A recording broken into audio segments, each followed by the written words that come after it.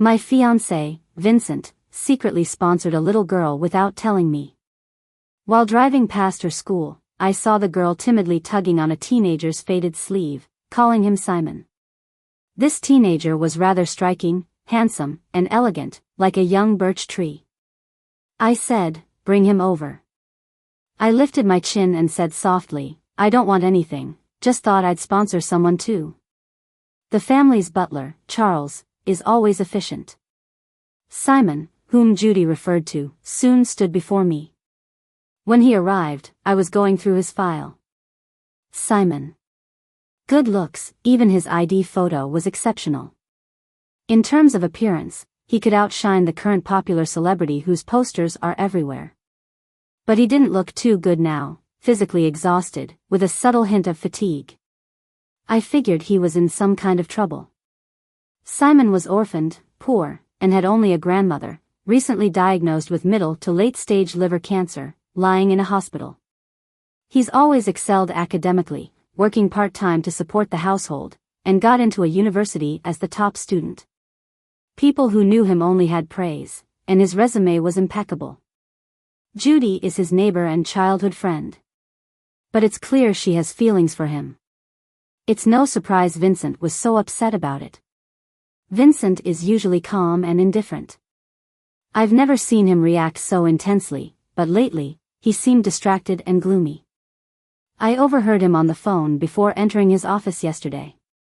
The mature voice offering advice seemed both admonishing and warning.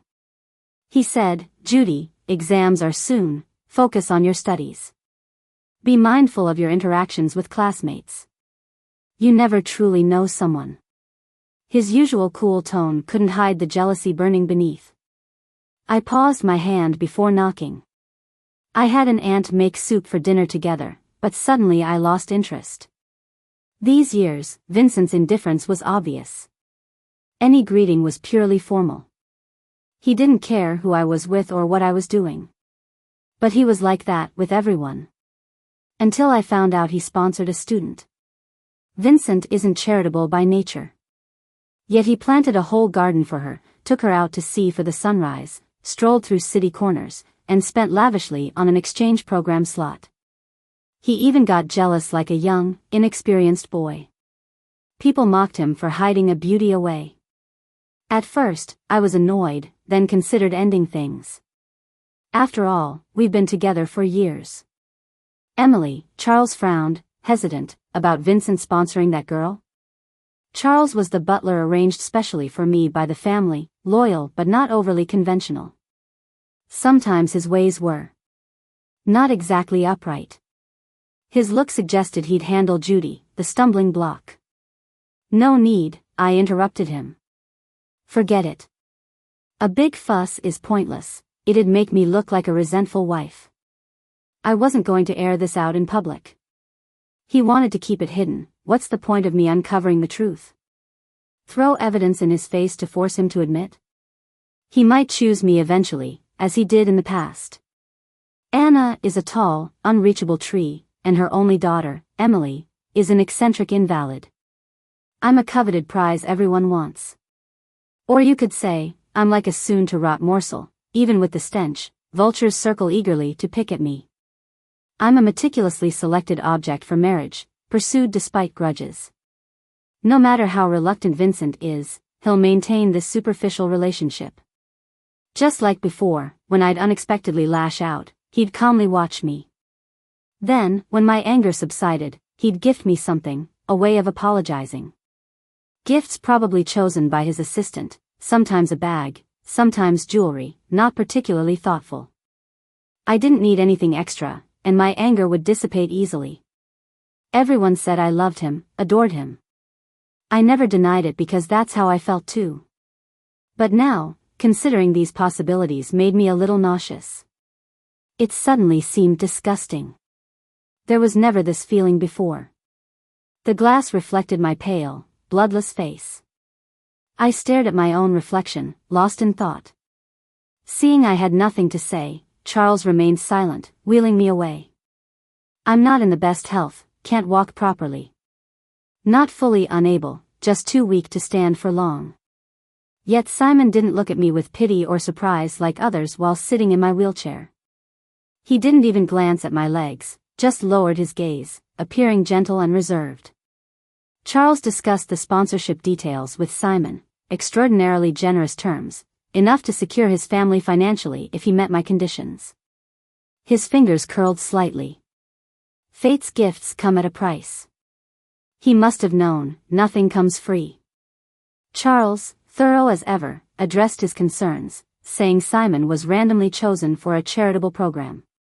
I didn't speak, I thought it was unnecessary. I was sure Simon wouldn't refuse. He must be suffocating from pressure. Vincent wouldn't directly target Simon, but even a hint of displeasure would spur some into pleasing Vincent. For example, easily taking Simon's work opportunity, removing his grandmother's hospital bed, spreading rumors making school unbearable. With no way out, there's little room for refusal. Who could he turn to for help, or ask where he went wrong? He never uttered a complaint. Until Charles left, closing the door. Miss Emily. Simon looked at me with sincere eyes and asked, "What do I need to give up?" I felt a bit uncomfortable, resting my head on the table for a while before softly responding. Simon noticed my discomfort and poured me a glass of warm water after some hesitation. His long fingers pushed the porcelain cup towards me, feeling almost like jade. Then I saw him speak. I couldn't quite hear the sound, but I saw his shapely lips move, as if he was asking if I needed to call Charles. The sunlight hit my eyelashes, and I glanced at him, noticing his refined and gentle features. Suddenly, I felt satisfied. Pretty nice looking, not worse than Judy. What would he need to give up? I hadn't thought it through. Just curious. Anna's family has many informants, and the things Vincent tried so hard to hide would reach my ears in just half a day. Before, I never cared or pretended not to know. In my eyes and heart, Vincent was everything. As long as he'd stay with me and keep me happy, that was enough. But this time was different. I suddenly became really curious about things beyond Vincent. Vincent once told his friends he was raising a flower. Watching it grow, bloom, standing tall and wild, radiant from his sunshine, shy from his rain, a flower that only blossomed for him. He was obsessed with that feeling. He made it sound so good, I wanted to try it too. I want to grow a tree. I said suddenly, very seriously, slowly expressing, I want to experience that feeling of giving him sunshine, rain, watching him grow. Simon was taken aback. He didn't understand my words, he looked a bit confused. I quietly yawned and then put it more straightforwardly, I want to take care of you. He's pretty much got nowhere to go now, so if only I help him, it'll be like he's a tree growing just for me, right? Simon went silent. Then his ears turned red. He looked embarrassed, awkward, lost for words. I knew it might have sounded a bit frivolous, but I didn't really care.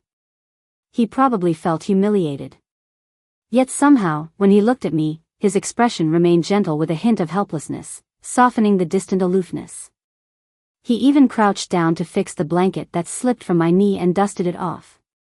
This wasn't like the female leads in dramas who would argue and say, "You're insulting me." "Miss Emily," he began, hesitantly, "will you tell your family about this?" To be honest, it took me a while to grasp what he meant. Since I struggled with growth when I was younger, lacking nutrition, I developed a bit slower. Even after catching up, I still looked younger than my peers. So he thought I wasn't of age, needing to inform my parents about decisions. Why would he think I'm not of age? It was frustrating. He should know our statuses are worlds apart. But he's not afraid of me or in awe, even has the guts to doubt my decisions, thinking I'm just playing around. Yet Judy looked at Vincent with respect and admiration, like he was her god and faith. Vincent took pride in that. But Simon looked at me as if I were a little sister throwing a tantrum, belittling me. I got angry, so I swiftly kicked him. Not hard, but enough to knock a shoe off.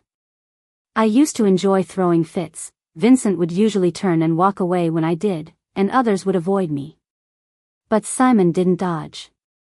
He didn't even move, and there was instantly a faint gray shoe print on his crisp white shirt. I was stunned for a few seconds, a bit unused to it. I don't need to tell anybody about taking care of you.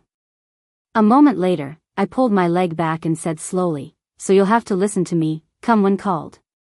He stayed silent for a few seconds and then, surprisingly, didn't ask for any terms, but half knelt to gently put my shoe back on. Okay. Simon looked up at me. I understand. I felt like he was sighing, but maybe he wasn't. After he left, I called Charles over. I had a few pieces of clothing made at J. I casually touched the blanket on my knee. Deliver them for me. J is a tailor shop for custom-made clothes, a status symbol in all of City A. Normal families would have to wait their turn, but not Emily's family. Charles instinctively asked, for Vincent. What Vincent? I was distracted, with that annoying stain on Simon's shirt on my mind. Didn't he know to dodge? A birch tree with a black mark doesn't look good. Charles knows me so well. Seeing my expression, he naturally switched names. For Simon then? A young guy who just started college, why call him Mr. Simon? I frowned. Don't call him Mr. Simon. Charles lowered his head respectfully, awaiting my final decision. Just call him by his name. I'm starting to understand the joy Vincent talked about. The first time Simon met me, his clothes were clean but slightly old, and his shoes too. They seemed like he'd worn them for years. I gave him new clothes, and he wore them. I didn't like him eating just bread and pickles every day, so I'd have meals delivered to make him look healthier, less frail. Seeing him work so hard taking care of his grandma, I moved her into a private hospital room with dedicated care. Simon didn't refuse, he always thanked me sincerely. He kept track of every expense. I'll pay you back, Miss Emily. I don't want the money. I said casually, thinking of something commanding briskly, since I'm supporting you, I'm only supporting the best. Can you top the department this semester? It was a question but also a command. Simon seemed surprised but quickly nodded, okay. He carefully asked what I liked. Probably planning a return gift. I didn't think it was necessary, originally wanted to ask him what he could afford. But seeing him standing in the sunshine, fresh and neat, I was in a great mood. A naturally elegant young man, groomed and charming now, reminding me of the saying a gentleman like Jade. Is this what growing a tree means? No wonder Vincent likes it. It's pretty joyful. I like plants. I rested my chin on my hand. No flowers, they're easy to kill. He agreed and actually gave me a succulent that he grew himself. That's vastly different from Vincent. Gifts I gave Vincent would just disappear after he got them. And Vincent wouldn't even thank me, his attitude was always matter of fact. In the past, I didn't mind. But now I knew how it felt to get a response. Like a coin dropping into water with a sound. A pretty nice sound. So I switched my gift-giving target from Vincent to Simon. To make it special, I went out and bought a little greenhouse, filled with lush potted plants. They were all from Simon and soon turned into a sea of green. It wasn't until Vincent came looking for me that I realized I hadn't seen him in ages. And I hadn't checked in on him for a while either. Still, I kept quiet about supporting Simon, 'cause Vincent had also kept his funding of Judy a secret from me. It seemed fair to me. The only difference is he couldn't keep his secret, but I can keep mine. Vincent only knew some mystery person was protecting Simon. The people around him couldn't mess with Simon anymore and were steering clear of him. He was anxious, digging for information, and even had to be cautious around me. He was frazzled, with a breakout on his forehead. I was taken aback the second I saw him. Then I quietly looked away, thinking a bit disdainfully, he's not as good looking as Simon anymore. Emily. His tone was flat. Been busy socializing, didn't have the time to meet up. Dinner tonight? Simon said he was gonna cook for me tonight. I didn't want to have dinner with Vincent. Just as I was about to decline, Vincent smoothly changed the subject. Oh, by the way, the studio hasn't been in touch this month. I have an important party coming up and no suitable outfit. The studio used to make Vincent 3 custom suits a month, all ordered by me. But this month's suits were already on Simon. None left for Vincent. Charles delivered them himself without batting an eye. I glanced at Vincent, puzzled. Then go find them. Why ask me? I'm not a tailor. But without me, those designers wouldn't even acknowledge Vincent. He doesn't cut it. Vincent stayed silent for a few seconds, his face showing a hint of impatience. Stop messing around. I watched him with interest. They're busy lately. You could queue up. He finally seemed to notice something was off with me. Vincent looked at me, hesitated for a second, and his voice softened a bit. Emily, are you upset because I haven't been around lately? I checked him over, thinking older guys really need to take care of themselves. Vincent's phone buzzed. He seemed restless, forgot to shield it from me, and just glanced down to check the text. Probably from Judy. I wasn't snooping, but I caught a glimpse by accident. It was a picture. Helping out with some friends shooting a promo at a university, carrying water and stuff. The guy in the picture looked familiar. It was Simon. Simon had told me about the promo shoot, and seeing him in the clothes I gave him just made me happier. Vincent barely glanced at it, not even noticing Judith's message, just froze in place. He zoomed in on the photo, his irritation was replaced by a blank stare. Then his fingers trembled, his knuckles went white, staring hard at the logo on Simon's sleeve. It was the studio's signature mark, something Vincent could never mistake after all these years. Maybe minutes passed, or perhaps it was just seconds. By the time I got a bit impatient, Vincent finally turned to me. He wasn't completely clueless. My recent indifference, Simon's sudden guardian angel, everyone's zipped-up approach, it wasn't like Vincent wasn't picking up on things. But seeing his stuff on Simon pushed him past the brink of reason. Emily. Vincent's eyes were bloodshot, speaking through gritted teeth. What's your relation with him? Charles shifted, and I knew what he was gonna do, so I called him off. Charles, it's fine. Then I just splashed my hot tea right in Vincent's face. He didn't see it coming and looked comically defeated. Charles handed me a napkin, and as I wiped my hands, I asked with curiosity, who said you could talk to me like that? Vincent was frozen, not expecting my reaction at all. Listen up, Vincent. I adjusted the leaves of the little potted plant in my lap. I haven't even addressed your mess with that girl, so you've got no right to question me. His lips quivered, like he just woke up from his personal bubble as the anger drained to a pale look. You know? He seemed eager to explain. Emily, it's not how it looks with Judy. I didn't tell you 'cause I didn't want you upset. Oh? I responded, completely uninterested. Is that it? Judy is just a kid. I wish you could be a bit more understanding. He took a deep breath, trying to calm down, wearing a heavy sort of calmness. His forced warmth felt awkward. You're my fiancé, no need to compare yourself to anyone else. I didn't respond right away. I'd started off in a pretty good mood, one where even chatting calmly with him was on the table. But thinking about it, my good mood had zilch to do with him. He was just ruining it. So, fed up, I asked, Vincent, who do you think you are? Vincent was stunned. He'd never been insulted by me like that, caught off guard. I was even more curious now. You really think you know your place? Want me to be all understanding and compare myself to others? Even all of Vincent's family put together aren't in a spot to say that to me. Annoyed. I've always been a bit hot-headed, so those sorts of spiteful words come naturally. I just never used them on him before. It was like cherishing something that belonged to you. But now, I kinda wanted to toss him aside. Let's go, Charles. I looked away from Vincent, heading to the greenhouse.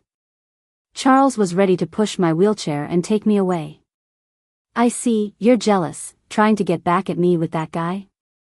Vincent came after us, tea stains still on his face. Emily, I'm telling you, he's got bad intentions. He's fake with Judy, just a country bumpkin from a backwater. Vincent. Charles broke in icily, watch your words, Emily's business isn't yours. Vincent unconsciously came to a halt. He was scared of Charles, so he didn't say anything else. He just stared at me as if hoping I'd stop him. Charles had been at Emily's place too long and wasn't just any subordinate. Even some elders nodded and bowed when they saw Charles, and Vincent was always really polite and humble to him. Even though Charles is my butler, he doesn't dare to offend Charles, but he's fine offending me. Once we got off the elevator, I said, give them a lesson. Yes. Vincent's family isn't dumb, they'll definitely realize Vincent messed up. They'll give me a satisfactory answer.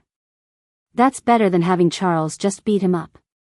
No need for him to leave my gallery with a black eye, making people think we're unreasonable. Charles looked at me, a bit relieved.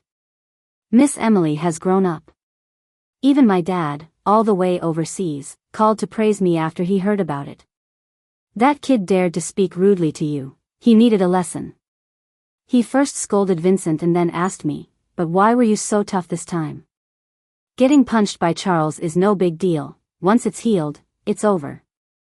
But making a fuss over there is a real loss of face. I grumbled, he called Simon a country bumpkin, even though he's doing so well with my help.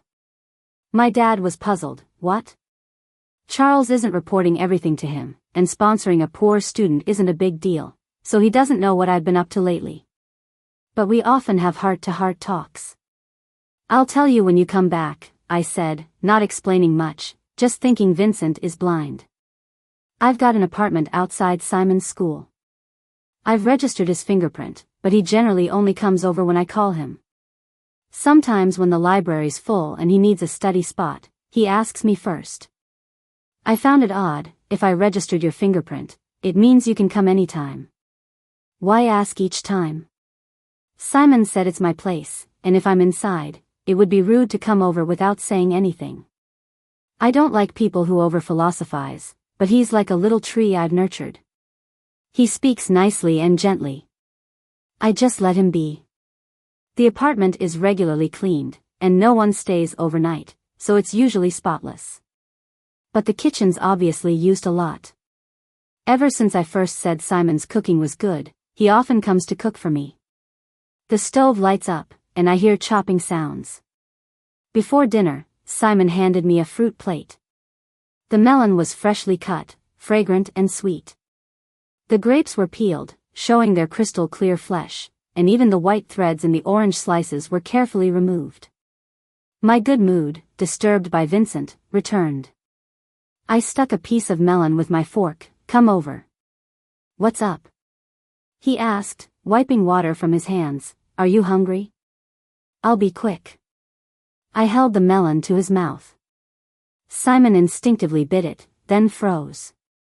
A trace of amusement spread through his eyes. Thank you, Miss Emily, he said, not seeing anything odd about it. I didn't feel anything strange either, naturally accepting his gratitude and giving him a grape.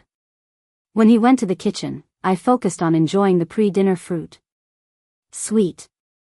Dinner was lavish, though not with the extravagant ingredients like at home. But I'm not picky. Miss Emily, can I have your bank account?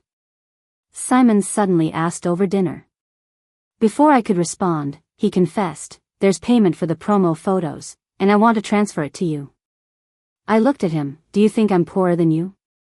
Not at all, Simon replied, serving chicken soup and carefully skimming off the fat.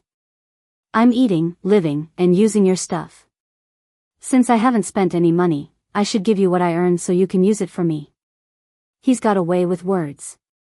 Any irritation I had vanished instantly. I considered for a moment, all right, leave it with me. I'll get my dad's most trusted investment manager to handle it, grow it a few times over before giving it back. Simon smiled at me, as refreshing as a breeze or moonlight, thank you, Miss Emily. I'm not short on money and always generous. When I'm with Simon, I'm always in a good mood. If Vincent used to make me happy, I wouldn't hesitate to give him whatever resources he indirectly hinted at. But Simon never asks for anything. I offer, and he accepts. Makes me think, he doesn't even know how to make money for himself. I have to help him figure it out so he won't be poor. I asked, will you get a scholarship this year? Yeah, Simon said, once I do, can I leave it with you, Miss Emily? His dark eyes were clear as a spring. I swallowed my beef slowly, sure. I added some money to his scholarship, making his capital a lucky number, and handed it over to the investment manager. After dinner, I gave Simon a card. I had earlier given him a savings card with $1 million on it, but he'd never used it and probably doesn't even know how much it holds. This time, it was a black card from the family group. We own a bunch of businesses where you can use this card, I explained. Like the mall across from your school. Everything there is free with the card. Call me if anyone questions it. He paused for a few seconds. Miss Emily, Simon sighed, you're so nice to me, someone could easily get? He seemed to be searching for the right word. It took a while before he settled on spoiled. I thought, I've got enough arrogant people around me. How could mild-mannered Simon ever turn out spoiled? He crouched to help me put on slippers that had slipped under the table. Wouldn't want to act entitled. I looked at him, puzzled. You can act spoiled and entitled if you want. I've got the power to make sure my little tree gets the best sunlight and rain. Because you're mine. The call with an apology came while I was casually strolling around the university campus. Even though I can't stand too long, I walk a bit each day to prevent muscle atrophy. It was a sudden decision to visit a university. Simon finished his last exam today, and I planned to pick him up, but I hadn't told him. It's called creating a surprise. Once upon a time, I did this on a whim, but Vincent never seemed too thrilled. Simon's different from Vincent. I can't help but wonder what kind of expression he'll have when he sees me. The more I think about it, the more my lips curl up. Uni A is one of the top universities in City A and nationwide. The campus is super pretty, and the roads are clean and wide. The students passing by are pretty polite, too. Even if some get curious about me standing next to Charles, who's pushing a wheelchair, they only glance for a sec before looking away. Vincent's elders were apologizing nervously, bad-mouthing Vincent, saying the family has already punished him, listing each thing. They asked me if I was satisfied with this arrangement. I wasn't really listening because I was looking at the environment Simon grew up in. When he asked, I just said it was okay and hung up. Miss Emily, want to sit and rest a bit? Charles asked. It's all good here, Charles, I shook my head. Simon should stay in school a few more years, don't you think? He explained that Simon, now a member of my crew, practically had half the status of young master in our family. Due to his professional focus, further studies seemed like the best choice. Charles said, the path you choose for him, Miss Emily, is obviously the best. If Simon wanted to work, there were family connections to help. If he wanted to go abroad, our overseas industries were expanding nicely. I thought about it and figured each option suited him. I'll ask him later, let him decide. Charles seemed a bit surprised, but the feeling passed quickly. Let's go pick him up from his exam. I got into the wheelchair. It was my first time doing this, and I was picking up the top student of the department. It felt fresh.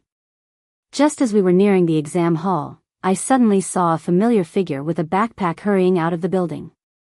Miss Emily, there's Simon, Charles said. Do you want me to call out to him? Seems like he finished his test early.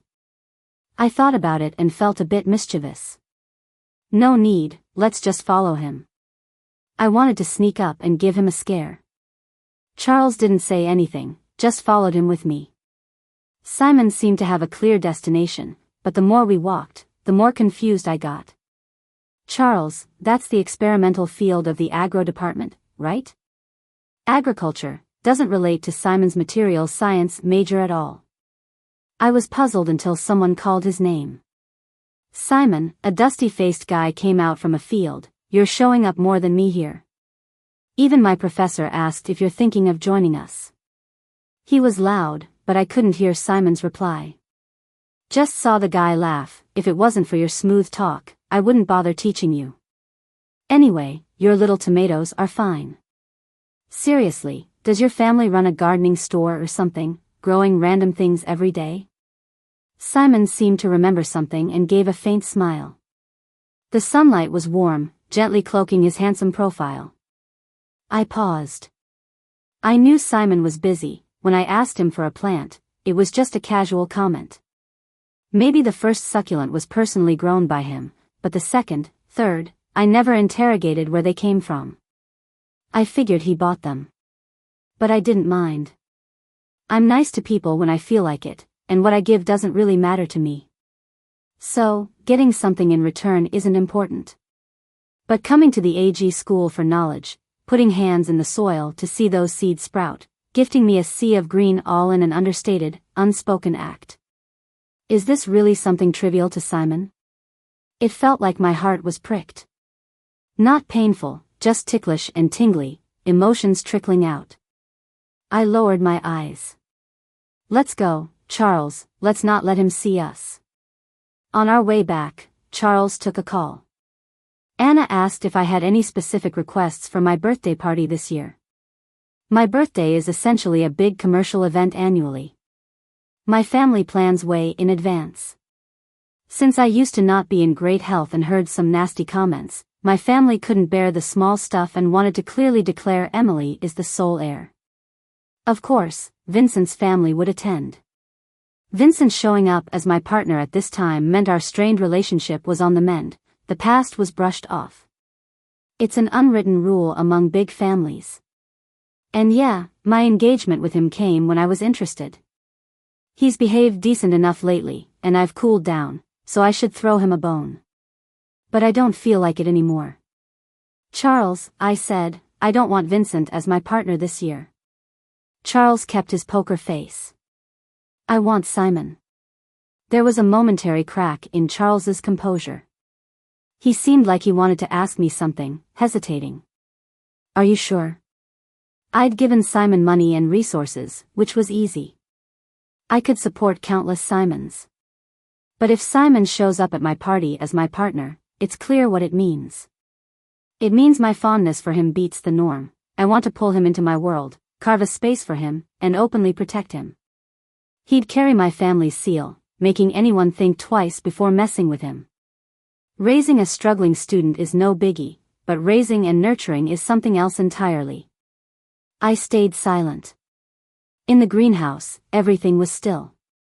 I asked Simon to name the greenhouse for me. Now, the framed name sits by the door, Old Spring. I didn't ask what it means, I just liked how it sounds. There wasn't any overwhelming floral scent there. Just the earthy smell of grass and plants. Until the wind chime at the entrance jolted the quiet. Simon opened the door and turned, his eyes smiling at me, Emily. I looked at the small tomato plant in his hand, tall and still ripening, its green and yellow harmonizing.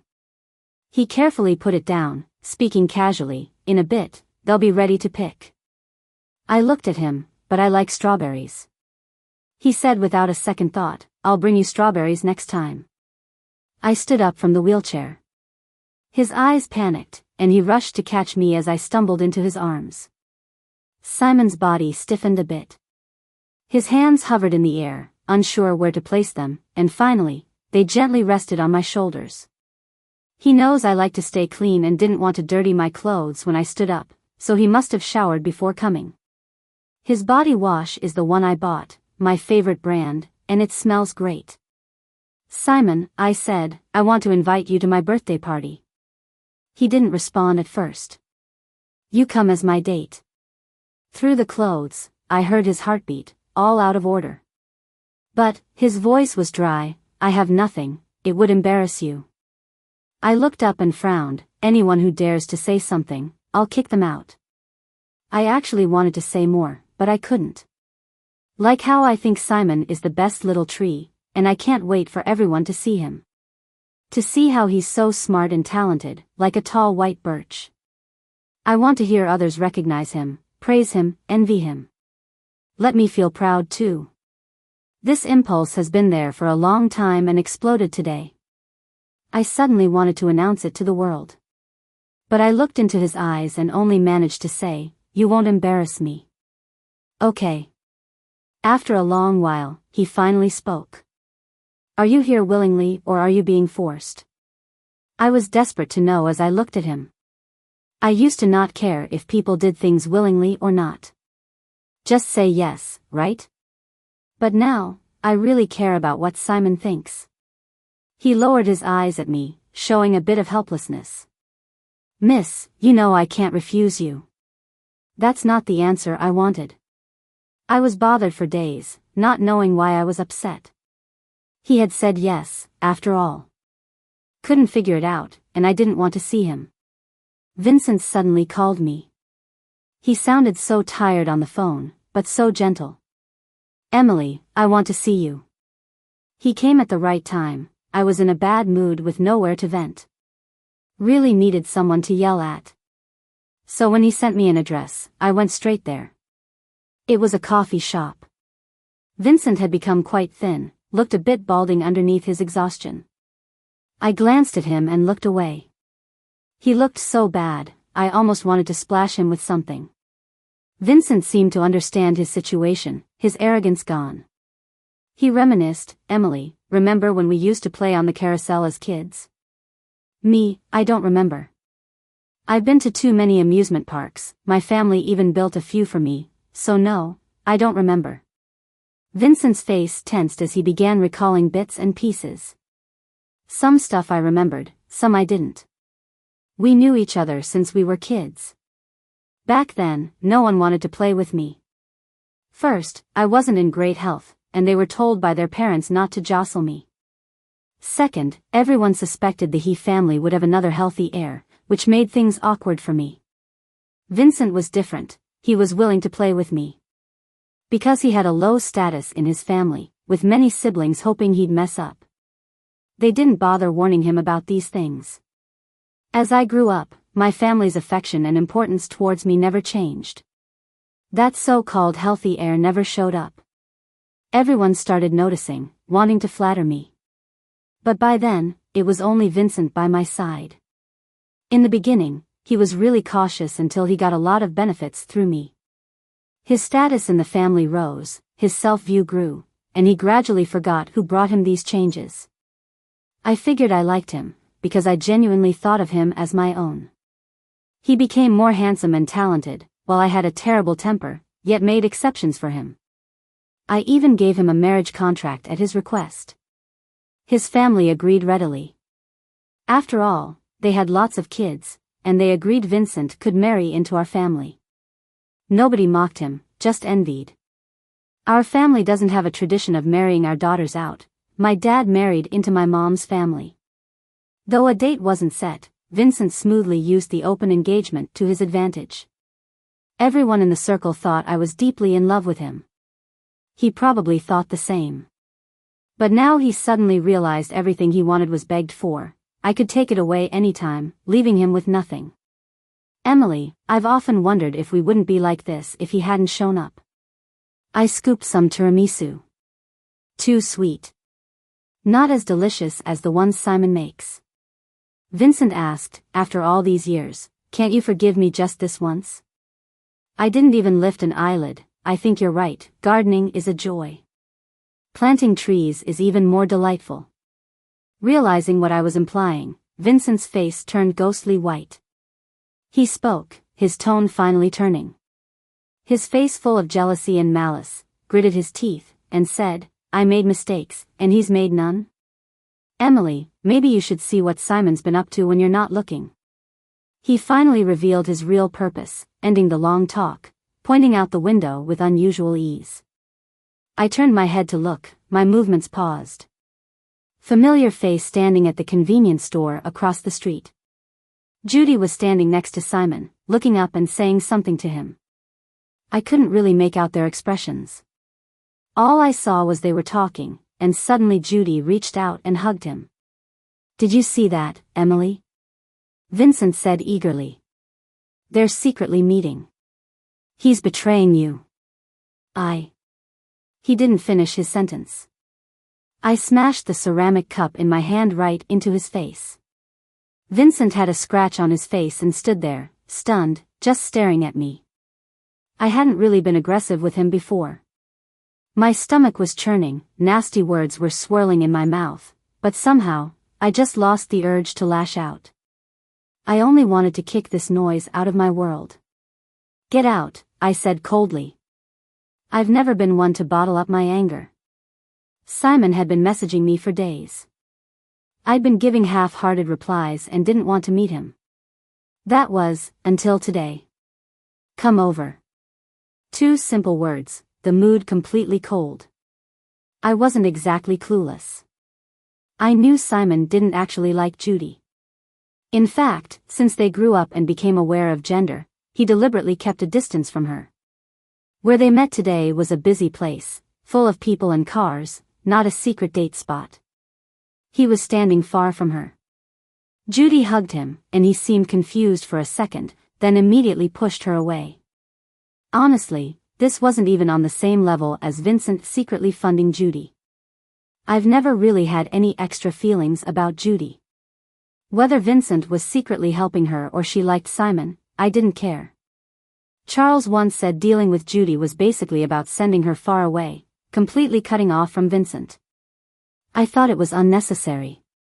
Vincent's that kind of guy, get rid of one, and there'd be 2 or 3 more. Besides, Judy's too young. Even with my bad temper, I wouldn't get worked up over a high schooler. I never asked Simon about Judy. In my mind, she and I were in different worlds, not something that amounted to real competition. I'm like a tree. My tree is the best, admiration and fondness are normal. As long as it's still my tree, everything's fine. But today, I'm just mad. I was mad at Vincent for setting me up to see that scene, mad at him for reading me so well. And most of all, I was mad at Simon. I didn't quite know why, but my family taught me that you don't need a reason for your anger. If I'm mad, it's his fault. So when Simon knocked and came in, my irritation was plain on my face. He froze. What's wrong? He glanced at the air conditioner setting and adjusted it, throwing a thin blanket on my lap. You feeling unwell? I kicked him directly. Barefoot, my foot was probably cold. Simon frowned slightly, grabbed my ankle, and crouched down to put my shoes on. I jerked my shoes off and kicked him again. He sighed. Want to tell me why you're mad? Don't hurt yourself. You met Judy today, I saw you too. She hugged you, I said. He looked surprised, then quickly snapped out of it. I'm sorry. But weirdly, seeing him like this made me even angrier. What did you do wrong? Why apologize? I was curious too. What did he do wrong, and what am I mad about? I should have told you, Judy contacted me today. Simon was still crouched by my side. She said she found something off about her sponsor, so I went. I'm sorry. What does her sponsor being off have to do with you? I questioned. Shouldn't you have told me beforehand if you were going to meet her? Simon closed his eyes, like he was holding back something. He didn't say a word. And another thing, I invited you to be my date at my birthday party, and you seemed unwilling. I scoffed. Haven't I been good enough to you? What gives you the right? Miss Emily, Simon interrupted. I'm human too. I frowned. What are you talking about? I said I'm human too, so I can't always control my emotions. I've tried, but I just can't. He looked at me, his dark eyes full of turmoil. Going to your birthday party as your date, what am I? Your fiancé will be there. What am I then? I opened my mouth to say something, but he didn't give me the chance. I kept quiet because I thought you knew. Someone would have told you. Simon suddenly laughed, a laugh impossible to label with any emotion. You know everything about me, right? You've known Judy existed, and you never cared. Never asked. You ask why Judy's sponsor has anything to do with me, well, he's your fiancé. What's that got to do with me? I'm curious too. I found out her sponsor's your fiancé and worked hard to dig up info about him. But what's the point for me? Even if I find out he's flawed, could I make you call off your engagement? Who am I? Even if you did call it off, I'd still just be someone irrelevant to you. Without him, you have plenty of other choices. I've been low enough, staying by your side knowing you have an engagement. Am I supposed to stay low forever? I was completely taken aback. His emotions surged powerfully, catching me off guard. After a moment of hesitation, I asked, "You know about Vincent?" I've always thought I was justified in sponsoring him even though I had a fiancé. I never mentioned Vincent to him either. I had to admit he made some good points. While I knew a lot about him, he knew little about me. Yeah, I know. I also know you chose me because he was sponsoring Judy, Simon said, his voice firm. I defended myself. I'm just sponsoring you, not keeping you. Doesn't matter if I have a fiancé. He looked up at me, his voice finally tinged with anger. Emily, are we just in a simple sponsorship relationship? Besides what? I was a bit confused, noticing Simon's hand clench into a fist resting on his knee. Sorry, I lost my cool, he said, not continuing. Rugged, his body relaxed, bit by bit. Everything I have, you've given me. I shouldn't have any other emotions. I'll make sure to run things by you in advance from now on. He whispered, promising carefully, word by word. But his eyes dimmed. My little tree seemed like it was wilting.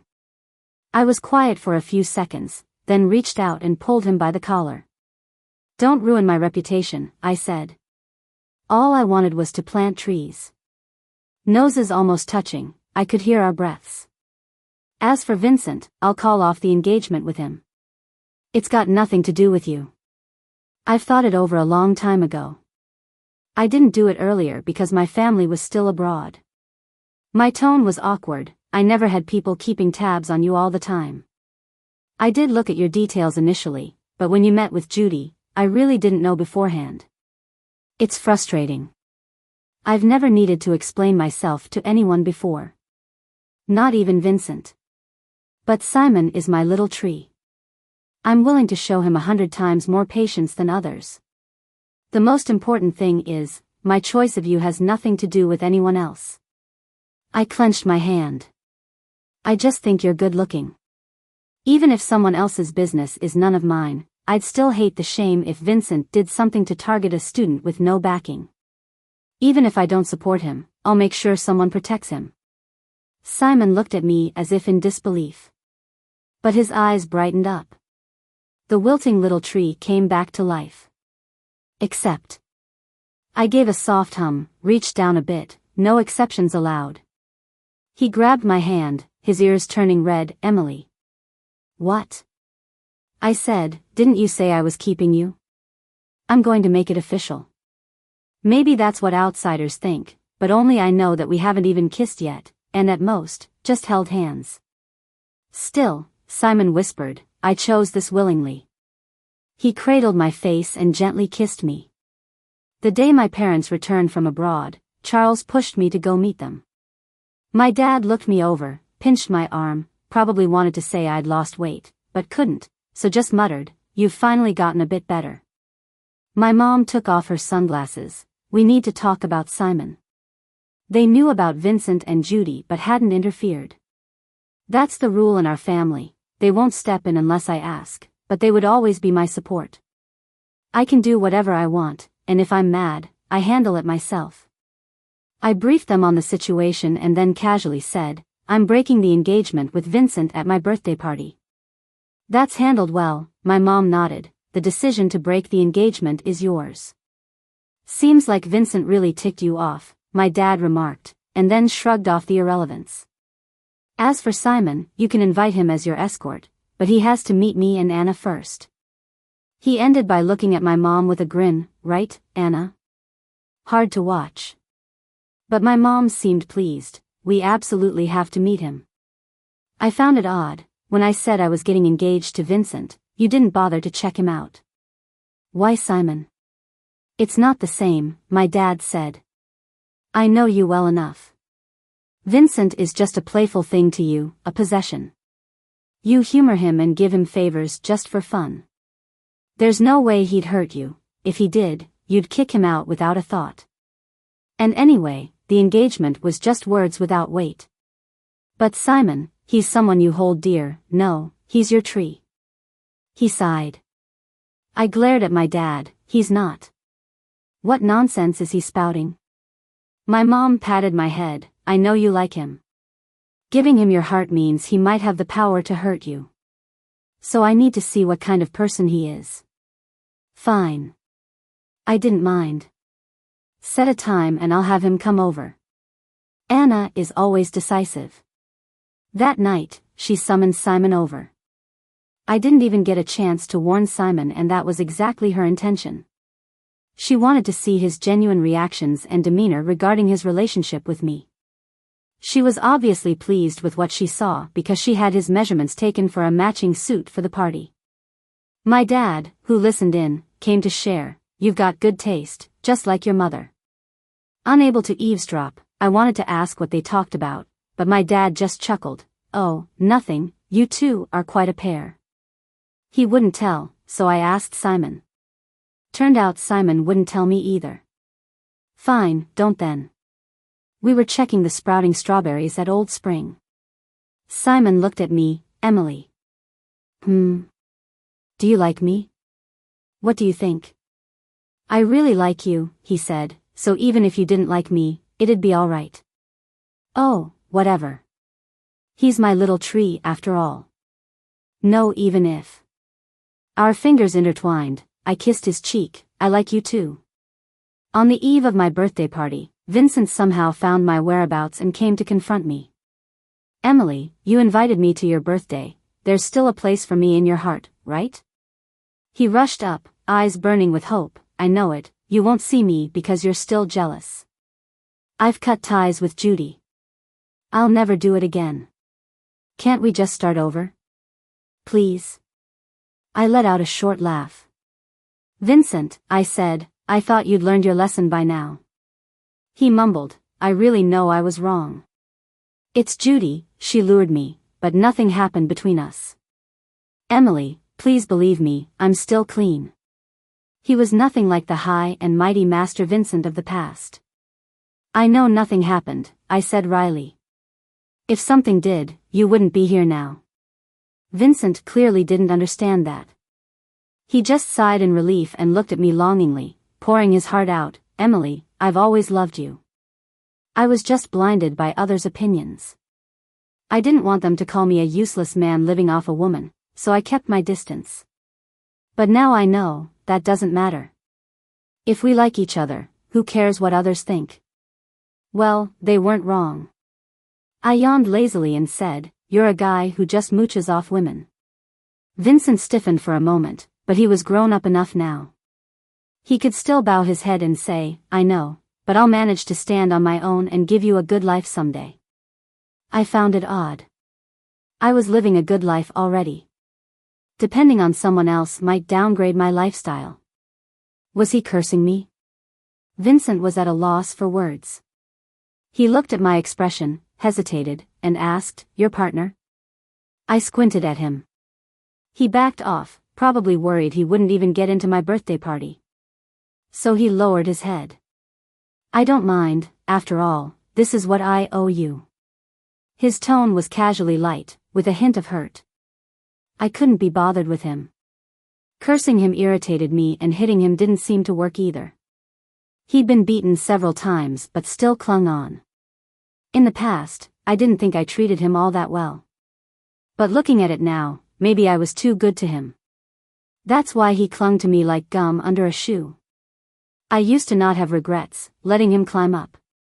Now, I'm kind of regretting it.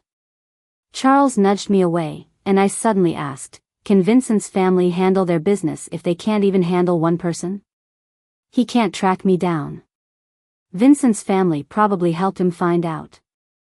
Given how cold I've been lately, this birthday party had a bit of an ominous feel, so it's normal for Vincent's family to be uneasy. Honestly, Everyone probably guessed I was about to break the engagement, yet Vincent acted like he lived in his own world. His family indulged him, still holding on to a last shred of hope. But what does that have to do with me? If they disturb me, they deserve what's coming. Charles smoothly added. They asked Anna's opinion on their recent project bid. I nodded. Then just tell him, after tomorrow, Vincent's family and ours have nothing to do with each other. Today is my 24th birthday. Since it's my zodiac year, my family made a big deal of it. The party was grand and harmonious, except for when I elegantly walked down holding Simon's hand and Vincent accidentally broke a wine glass. My parents went abroad to find a doctor for me. They didn't want me to suffer the hardship of traveling, so every year they'd take my medical records and seek out treatments, bringing solutions back home. This time, they really found a reliable medical team overseas and spent a fortune to bring them here. The chief doctor, Smith, said thanks to my persistent rehabilitation over the years, there's still a chance for a full recovery. With careful nurturing lately, my complexion's improved, and I can stand for longer periods. For my birthday, I've decided to stand for the entire event. While pinning up Simon's cufflinks, I said, "You look really good today." He seemed to have transformed completely, evolving from a boy into a young man, standing tall and radiant like the moon. His brows arched like spring mountains, eyes deep as ink, exuding a gentle aristocratic vibe like a noble air. I caressed his cheek, and Simon caught my fingertips. "You're the most beautiful," he said seriously. He wanted to kiss me but held back to avoid smudging my lipstick, gently brushing against my earlobe instead, saying, "I'm yours alone." We went on stage side by side, and everything went off without a hitch. He used to worry about making mistakes that would embarrass me, but I wasn't bothered. Who follows strict rules anyway? Stand high enough, and even if you use chopsticks in your left hand and a knife in your right, they'll call you unique and unrestrained. I brought up the engagement break with just a simple sentence. No one was surprised, everyone smiled politely, apparently guessing already. Even the Vincent family, with their pale faces, tried to force a smile, still managing to congratulate me, hoping Emily finds someone better. But not Vincent. At some point, he broke free from those holding him back and rushed to me. His eyes were bloodshot, and he screamed hysterically, "Why? Just why? Your partner should have been me. Everything he has is mine. How am I worse than this broke guy? Who is he anyway? I could crush him with a finger before. Why are you all doing this to me?" The security dragged Vincent away. "Emily, you love me, don't you? I know you do. You used to treat me so well. It was my fault, I didn't cherish it, I was wrong, really sorry. Please forgive me, alright?" The guests were staring, whispering among themselves. I was fuming, almost ready to slap him, but Simon held me back. I glanced at him and realized he was angry too, lips pressed tight, eyes dark. I knew he wasn't upset with Vincent's words, he was frustrated that Vincent ruined my birthday. He'd been looking forward to spending our first birthday together. I calmed down. If I paid Vincent any more mind, it'd just be more drama. "Get him out," I simply said. "Vincent's family isn't welcome here anymore." My mom watched from the side and leisurely said, "Emily is my only daughter. Her wishes are mine." With that, Vincent's family looked devastated. A few even glared at Vincent like they wanted to tear him apart. I wasn't cruel at first. Inviting them was to show others that even if the engagement's off, business remained unaffected. Even if Vincent's family would no longer benefit from ours, we wouldn't target them. But now I've changed my mind. Seems they didn't learn from last time, letting Vincent act out again. After Vincent was dragged out, screaming, his family hurriedly left without waiting for security to escort them. The party resumed normally. Many came to toast, wearing happy smiles, as if nothing just happened. Simon politely declined all the offers. No one would call him ungrateful, instead, they gathered around to compliment Simon, praising his charm, grace, and handsome looks. Some had done their homework, commending him for his academic excellence at a university, calling him a future pillar of the nation. There were even those in the materials industry offering Simon projects with risk-free positions as a consultant, promising just to split the profits. They said all sorts of things. To be honest, I've heard this kind of flattery so many times before that I'm tired of it. But when it's about Simon, it's different. I love hearing every word and even chime in sometimes. The guests are shocked to see me so cheerful and patient, as if they've unlocked some hidden code, making their compliments flow even more naturally. Until Simon starts to get a bit embarrassed and gently tugs at my hand. His eyes lightened by the lamp, like a piece of liquid amber. He says, "I'm really going to get spoiled at this rate." I blink and reply, "Well, show us then." Expecting the scene with some anticipation, my mood lifts again. The party goes smoothly until Charles gets a phone call that changes his expression to something more serious. He comes over and whispers in my ear, "Vincent's at the bar getting drunk. His mood's not right, and the person tailing Judy said he went into her house."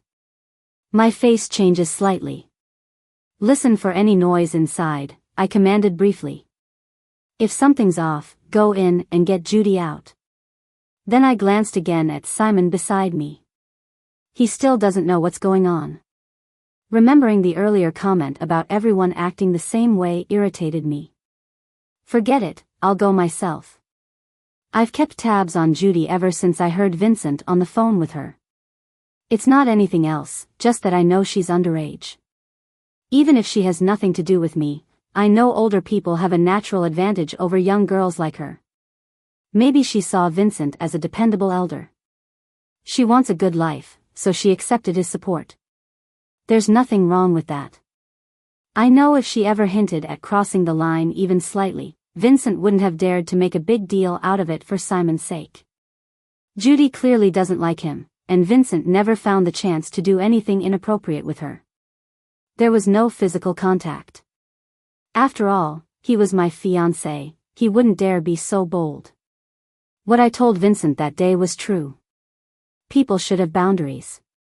If he ever did anything to Judy and I found out, I'd send him to jail without hesitation. He wouldn't have the chance to see me again. That sick feeling in my stomach that day came from realizing he had such thoughts about a 17-year-old girl. I just didn't want to meddle. Judy didn't get lured in, she even sensed something was off and told Simon about it. Simon's undeserved misfortune came from Vincent. Under Vincent's request, Judy didn't reveal who her sponsor was to anyone. She kept her mouth shut, except Simon caught onto something. I told Judy I had a crush on a girl. Simon said that she later asked if the person I liked was the one sponsoring her, and if she forced me like Vincent did. I said no. She's not like Vincent. From the first time I met her, I liked her willingly.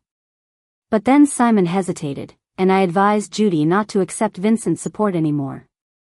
She's a young girl, new to the world. How could she know the trusted, respected elder she could share everything with would do such a thing to her? When we kicked the door open, we heard a girl wailing in distress. Vincent restrained, reeking of alcohol, his belt undone, and crying pathetically on his knees. The person watching Judy reported, "We moved fast, nothing happened." "Good work," I nodded. "Give yourselves a raise." "Did you call the police?" "Not yet," they hesitated. "Because of Vincent?" After all, it's attempted rape, and Vincent's status is way above Judy's. They didn't know how to handle it. I looked at Simon beside me. "Wait here for me," I told him. He nodded, visibly relieved. I didn't let them intervene because I'm a girl, no other females were present. Sure enough, what I hate most is getting involved in other people's business. As Judy fell into my arms, her warm tears soaking me, I couldn't help but think. Her clothes were a mess, 2 buttons ripped off, she was sobbing uncontrollably. I was terrified. Goosebumps spread all over me. I'm only good at planting trees, not dealing with young, fragile girls. I had to coax her, "You'll be fine, you can even send him to jail." "Can I?" She looked up at me from within my arms, her eyes red and swollen. But he hasn't even. His actions already constitute a crime, I said bluntly. But I won't report it for you. It depends on your attitude. Whether she wants a settlement or to pursue justice entirely depends on her thoughts. She grew silent for a long time. I wrapped my jacket around her. Put it on yourself. A moment later, she reached out a trembling hand and grabbed the phone smashed to pieces by Vincent. My phone's unusable. She used my phone to call the police. The cops hadn't arrived yet when she muttered, "Are you the one Simon likes?" I was taken aback. You know me? Saw you on Simon's phone wallpaper. It's you. Her voice got quieter. And on Vincent's place, saw your picture. Sorry, I didn't know he was your ex-fiancé. I honestly didn't know what to say, so I just responded awkwardly. Saying it's okay felt weird, since this was hardly her fault. She looked at me with bright eyes, revealing a bit of dependence. Thank you for protecting me. You're really nice, even better than what Simon says. She's just a young girl with no bad intentions. I couldn't just lash out at her or scare her. I really didn't know what to do, so when she hugged me, I didn't pull away, just patted her head. It's all over, I said. But from now on, you need to learn to protect yourself. Saying that was the limit. I couldn't possibly comfort her gently. No way. The sirens approached, and before she was taken away in the police car, Judy, wrapped in my coat, turned back to me, about to say something. But seeing Simon and I holding hands, she chose to just smile at me brightly, relieved. Judy thought of earlier when Vincent, like a raging beast, had pounced on her, tearing at her clothes, his eyes bloodshot, mumbling Emily's name. But she suddenly felt there's no need to tell Emily about it. Such a pure moon doesn't need to be tainted with such filth. Vincent didn't deserve to be in her world, stirring her feelings in the slightest. On Simon's graduation day, he took me to Old Spring. Random memories flooded my mind. With his hands covering my eyes, I smelled the fragrant scent.